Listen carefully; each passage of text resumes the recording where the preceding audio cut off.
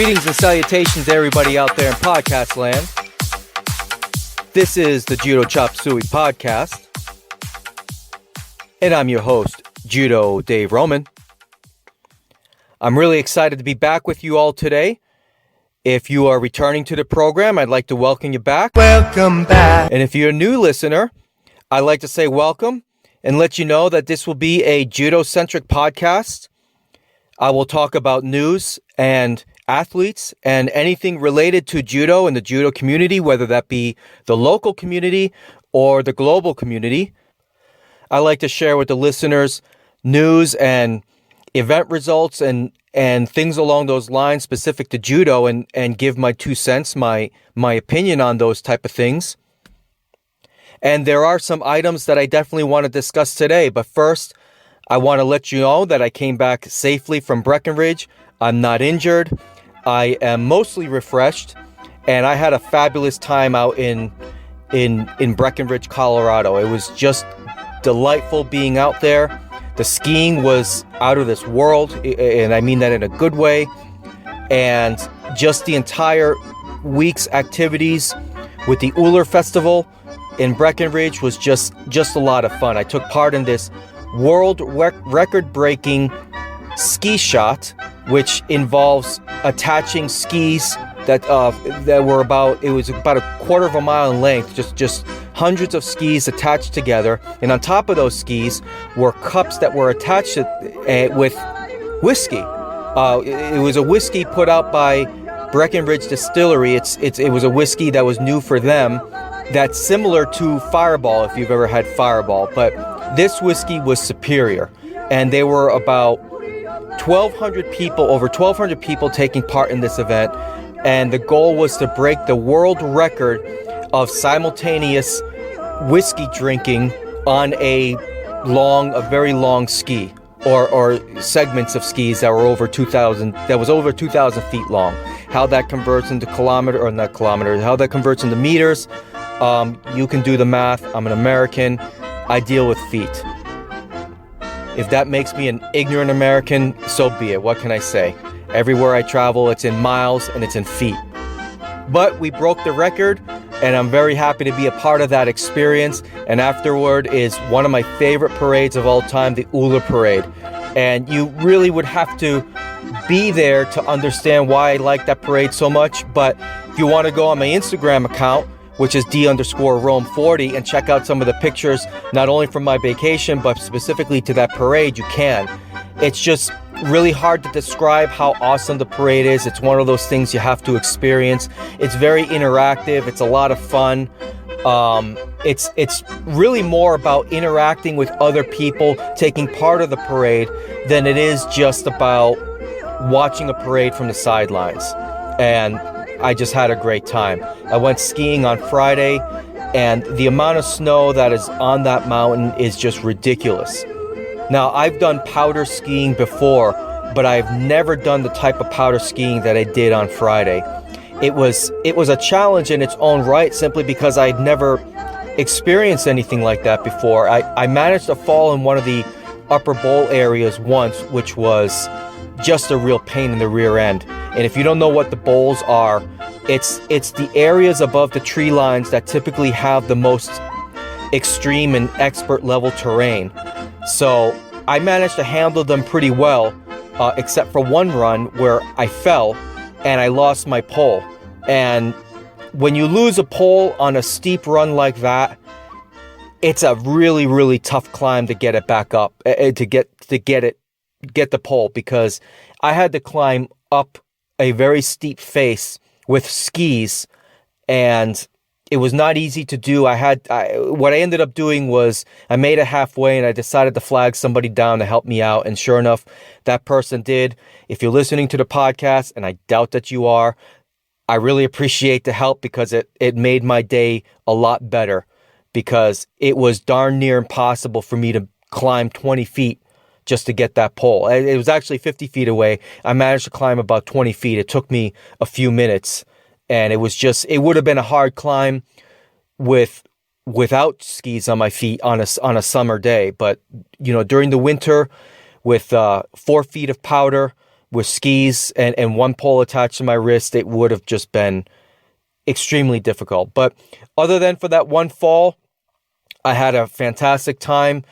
There were a lot more people on the mountain than I would have liked or expected, but I guess that's typical of Breckenridge going into a weekend. So I made it back in safely yesterday morning, and I caught up on some much needed sleep. I took a lot of great pictures from the summit. I took a lot of pictures of the town, and it was just a fabulous trip. And I'm not going to bore you anymore about the trip. I'm glad to be back home, and I'm glad to be doing another episode of the Judo Chop Suey podcast to talk about judo and talk about the sport that I love and the sport that I'm very passionate about.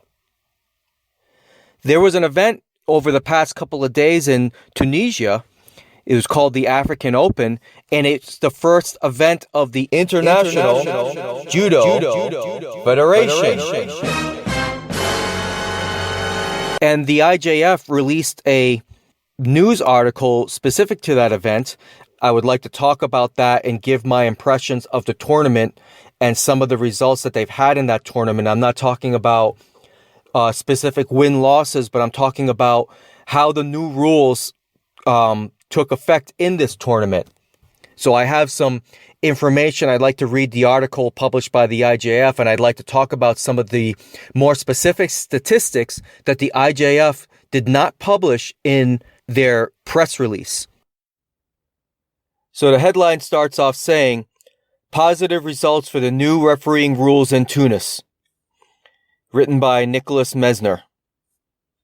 After months of work and consultation, and after the new judo refereeing rules were revealed last December, and most recently presented by at the IJF refereeing and coaching seminar in Baku, the baptism of fire of these new rules took place this weekend on the occasion of the first event of the 2017, the Tunis Open 2017. That's what it said. Mr. Juan Carlos Barcos, IJF head refereeing director who is present in Tunisia, analyzes the first expected implementation. "I have to tell you that it was a wonderful surprise, and this first contact with the new regulations left me with an extraordinary and positive feeling. It is never easy to change the rules as long as we have not seen what it gives in a real competition situation. It is difficult to form a definitive opinion. Here in Tunis, we had 2 days of high-level competition, and during the 2 final blocks, all the fights were won by a positive score, or, in other words, by an action giving Wazari or Ippon. Knowing that there are still 2 competitions by early February, we will arrive in Paris for the first event of the 2017 IJF calendar with experience, and this is good and necessary. I remember from this weekend that the athletes were strongly committed to winning by marking advantages and not by seeking to penalize the opponent. It was one of the objectives of this rule change, or I should say change of rule, and here in Tunis it was reached. I observed a dynamic judo and a very good fighting spirit from all the participants, who for the very first time could practice the new regulations. All of this was very moving and everyone had a positive feeling. For sure, it was only a first competition and it is important to stay focused. The Paris Grand Slam, February 11th and 12th, will be the really big test. I also note that the rules and ethics of our sport have been fully respected. If judo becomes more dynamic and comprehensible for the spectators, the media, the sponsors, and of course for the judokas themselves, and if we keep what is part of our genes, namely our moral code, then we will have made great progress. I think it was the idea of our president, Mr. Marius Weiser, and after the first event, we can be optimistic. It is important to underline that the new regulations was a result of a wide consultation." So I think, with that, and this is me speaking now, it's, and I pointed this out in my last podcast, and a lot of people who are still up in arms over the leg grabs, and I swear, this is not going to become another podcast on leg grabs. Believe me, I'm a little over talking about it. Well, I'm not I'll never be over talking about leg grabs so long as people want to discuss it. But I think in the context of these rule changes, talking about leg grabs is like talking about Kani Basami being banned. It's done with. It happened years ago, so it's time to talk about the rules in question today. Now, it's interesting to see that Mr. Barkos wanted to make it clear that these rules and regulations were the result of a wide consultation and not just falling on Mr. Weiser's shoulders, which I happen to think that's probably the most accurate way to look at these rule changes. It wasn't Marius Weiser who dictated how these things should happen. The article goes on to say, Mr. Mohammed Meridja, IGF Education and Coaching Director, who was present in Tunis as well, was also impressed, and we had no difficulty in agreeing on the positive results of this first event. I am optimistic, but I remain, and we are all very much focused to make sure that the new regulation is a total success. It is nevertheless impressive to see that 90% of the matches of the weekend resulted in a positive score. We are on the right track, and we will continue to work in that direction. Now, here is what I am more interested in. These rule changes are going to give you a positive score. There's absolutely no debate about that. But what I am curious to see is, will there be more ippon? Will there be less winner by Shido and golden score? Will there be less Hansoku Maki? And I'm very curious to see the statistics of this event. Now, thankfully, there is a website out there that actually calculated and puts this information together. Judobase.org has all the information that I could possibly ever want from this particular tournament. So I would like to cover some of the statistics taken from both the men's and the women's divisions and try and make some sense out of it all and maybe come to a conclusion as to what this may look like for future events. So what I would like to do is compare the results for scores in this event and compare them to what we were seeing with the Rio Olympics. And let's see if there has been an improvement. So there are a total of 144 competitors. Now, before I continue with this, I just want you all to know that I agree with Mr. Juan Carlos Barkos. This is just a very small sample. The real test is going to be in the event in Paris. This is not the real test, but I'm curious to see between this event and the next two events leading up to Paris, whether we're going to see a consistent trend. But let's just, and I'll be sure to keep track of that, but let's just start with this particular event first. Now, for all the men and women, 55.56% of the matches were decided by ippon. Compare that with 52.55% in Rio. So, is there an improvement there? Yes, there is. So let's continue with the Wazzari score. Now there is not a Yuko anymore, but let's continue with Wazzari and see what those statistics bear out. For Wazzari, for all the competitors, 32.64% of the scores were decided by Wazzari. Now in Rio, if you combine Wazzari and Yuko, we're looking at, let me take a look here. We are looking at 30.79% of the scores decided by Wazzari and Yuko in Rio. Now, when it comes to the penalties, it looks like 2.08% of the matches were decided by two Shido, so I'm going to guess that's a golden score. So there were three. If I'm looking at the totals correctly, that's three total matches were decided by golden score by Shido. And then 6.9% of the matches, 6.94% of the matches were decided by three Shido. And then 1.39% of the matches, which is a total of two matches, were decided by Hansoku Maki. Now, whether that's Hansoku Maki because of grabbing the legs or because you try to break somebody's arm with a poorly attempted sode or wakigatami, I don't know. I don't have that information. But In terms of Shido and Hansokumaki, we are looking at 11.81% in this tournament in Tunis, which 17 matches total were decided by a penalty of sorts. Now in Rio, that number was 15.51%, and that's including all Shido, all Hansokumaki with 4 Shido, and Hansokumaki over the leg grab. That's 15.51% of the matches were decided by some kind of a penalty. Now, again, this is a small sample size, but I hate to be the negative Nelly here, but I don't think that's all that spectacular. It sounds great when you say, nearly 90% of the matches ended in a score.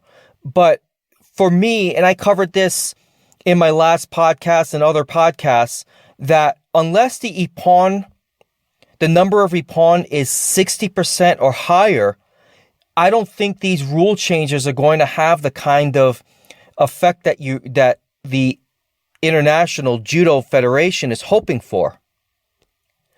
Now, looking at the specific statistics related to each division in both men's and women's, thankfully, there was not a situation where there were more Wazari wins than ippon wins. Because if that was the case, that would be a failure. But there were a few where it was very close. In the under 66 kilo division, for example, out of a total of 15 matches, 7 of them were won by ippon, 6 of them were won by Wazari, and then you had a match that ended in golden score with 2 Shido, and another match that ended with 3 Shido for Hansokumaki. In the over 100 kilo for men's division, there were 3 contests won by ippon, 3 won by Wazari, and 1 win by 3 Shido.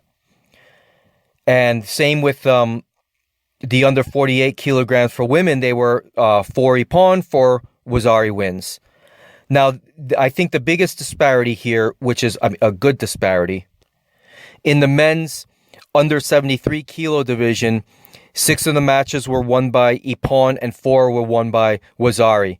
And in the, let's see here, in the under 57 kilo division for women, 10 matches were won by ippon and 3 were won by Wazari. Now, those are the type of numbers that I would like to see moving forward through the rest of the year. Again, this is just a small sample size, and not all of the best athletes were at this event. Not all the big judo countries were in this event. France was the country that did the best at this event, but Japan wasn't there. Russia wasn't there. Brazil wasn't even there. There were a lot of the top stars were not there. So this tournament, now granted, being the ham and egger that I am, I could have never, even in my prime, qualified for this tournament to be in there. But in terms of international judo, the top stars, it would appear, were not all there. So again, this is a small sample size. Perhaps if Japan or Russia were there, the total of matches won by ippon would be a lot higher.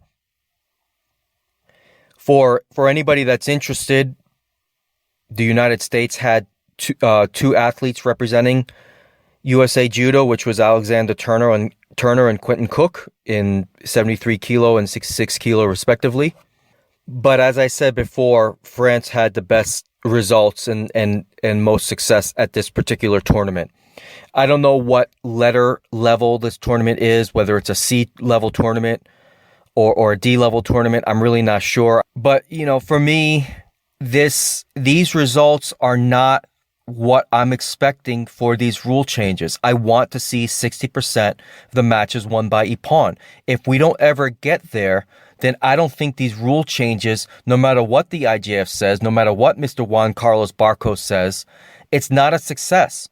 Having a higher percentage of scores is not relevant if those scores are ending up in Wazari. And this was my worry when you had this idea of getting rid of Wazari Awasete ippon.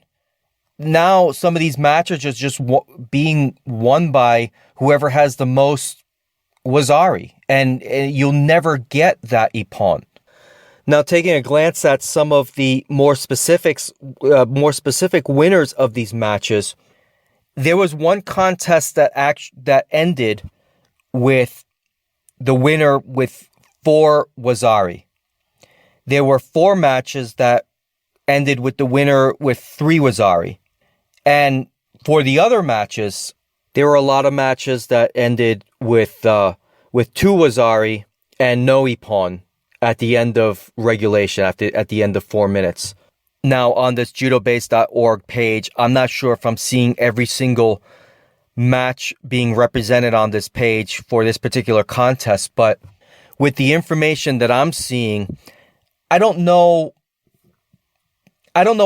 don't know what the advantage is to having or for getting rid of Wazari Awaseti ippon, especially if the majority of Wazari wins, or if with the majority of winner by Wazari, those matches are ending with the winner having 2 Wazari.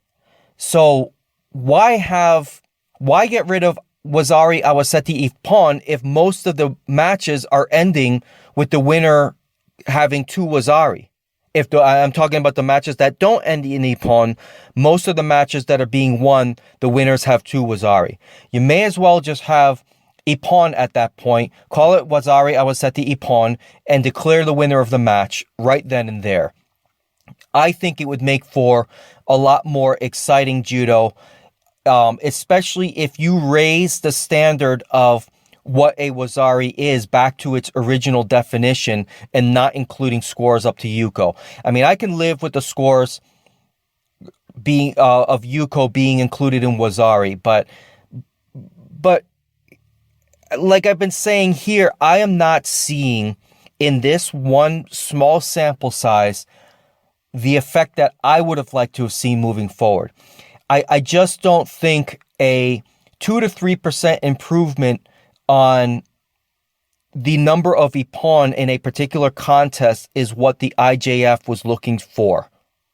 And that is why I specifically asked Mr. Marius Weiser in his Twitter Q&A if the IJF had a specific percentage of ippon wins that they would like to see. He didn't answer the question quite in the way that I would have hoped. And this results here is just not, in my opinion, is not great. If any of you out there in podcast land have a different opinion, hey, feel free to hit me up on Twitter or on Reddit or on Facebook and let me know.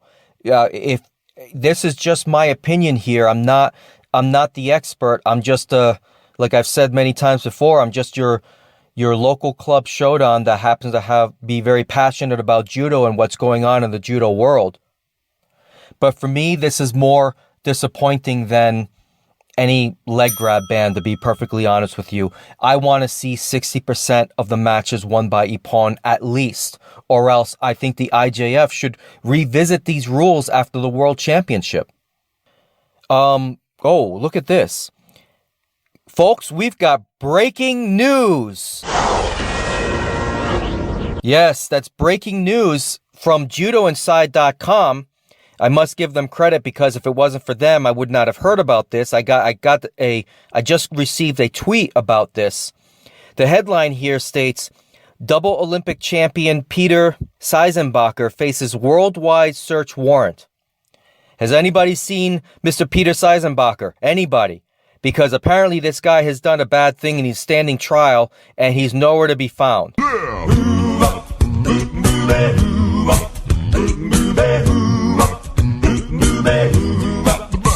Well, she sneaks around the world from Vienna to Carolina. She's a sticky fingered filter from Berlin down to Belize. Take you for a ride on the most of China. Tell me where in the world is Peter Seisenbacher. So here's the news event, or here's the details about this. Peter Seisenbacher is facing a worldwide international arrest warrant. I wonder if Carmen Sandiego is involved in that too. A double Olympic gold medalist of 1984 and 1988 failed to show up for his trial in Vienna, where he is accused of molesting 2 young girls. Eesh. His lawyer claims he is not aware of the athlete's whereabouts. Of course not, because he's fled the country, I bet. Or he's hiding in his basement, one or the other. Where in the world is Peter Seisenbacher? Today at a press announcement, Seisenbacher is now officially wanted. The judge suspended the proceedings on Tuesday, the 20th of December, after Seisenbacher failed to show for court 2 days in a row. We have not received any information from the defense on his whereabouts or the reasons for his absence, court spokeswoman Christina Salzborn, who announced today's press release. Seisenbacher became the first judoka to ever win 2 Olympic gold medals in a row, winning in Los Angeles in 1984 and Seoul 1988. He was named Austrian Athlete of the Year on 3 occasions, and he is an IJF Hall of Famer. The now 56-year-old Austrian currently works as head coach for the Azerbaijan judo team.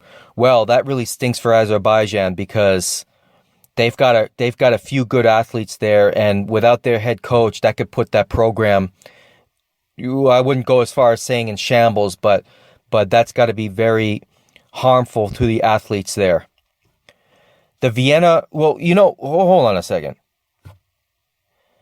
Now, I don't know how Austria handles court proceedings and such, but I would think that these charges are not exactly new, that these are things that have been in the works for quite some time. So part of me is surprised that the Azerbaijan Judo Federation would even allow him to coach their team with such an allegation being pointed toward him. Anyway, I'll continue with the article. The Vienna Regional Court of Justice deliberately did not communicate to the outside world that Peter Seisenbacher had already launched the worldwide search immediately after the rescheduled negotiation date. That's verbatim there. For criminal reasons, this is a quote, for criminal reasons and to not hinder the search, the media and the general public have not been given any information, says Salzborn. However, the search for Seisenbacher did not succeed in the past 4 weeks. The 56-year-old is no longer in Azerbaijan. where in the world is Peter Seisenbacher. Obviously, I don't know this fellow. I don't know Peter Seisenbacher, but he's a despicable human being if he molested 2 children. I just, anybody who would do that is just a disgusting human being and is displaying values that are very, very anti-judo. And he has no place in judo unless he is found innocent of these charges. He has no place being a coach of any team or being involved in judo in any capacity from here on forward. I mean, I'm not going to be judge, jury, and executioner here, but usually when these things happen, when somebody is accused of being a molester, those accusations are warranted. In 2016, I became a foster parent of 2 children who were being molested by a family member. And, to be in the thick of that situation there was a life-changing experience. Now, to be clear, when I said family member, I'm not talking about a member of my family. It was a member of their family. These children were not relatives of mine, but they happened to be in my care when everything went down. So we became temporary foster parents for a couple of weeks to make sure that their transition to a safe environment took place. And having been in the middle of this thing, to be accused of molesting 2 young girls, it just really, really angers me. I know the kind of damage that can do to 2 young girls, and I'm going to assume that he is likely very guilty of this despicable crime.